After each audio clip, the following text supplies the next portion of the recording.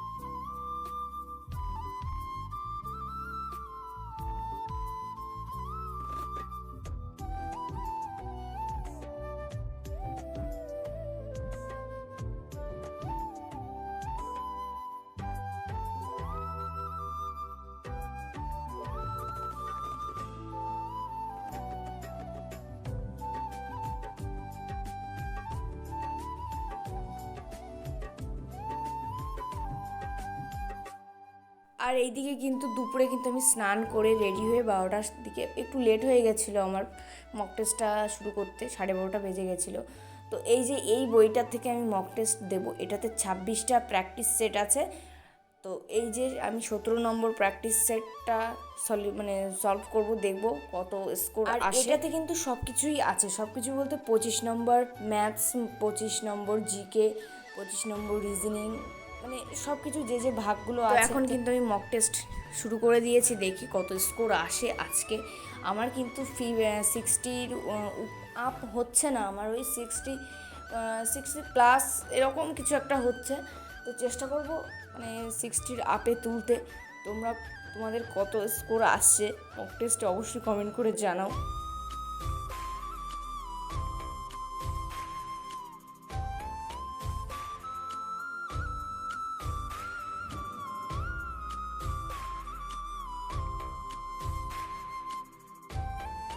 আর এখন কিন্তু সন্ধ্যাবেলা আমি এই রিজনিং করতে বসে গেছি, তার কারণ রিজনিংটা একটু সময় লাগে, ঠিক আছে? অনেক ভেবে চিন্তে এগুলো সলভ করে করে তারপর উত্তরটা করতে হয়।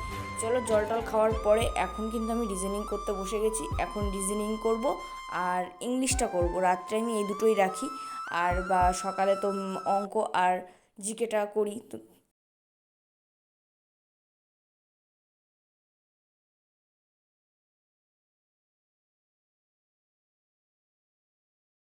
তো আজকে আমার স্টাডি কমপ্লিট হয়ে গেছে, এখন খাওয়া দাওয়া করবো, এই যে তরকারি আছে।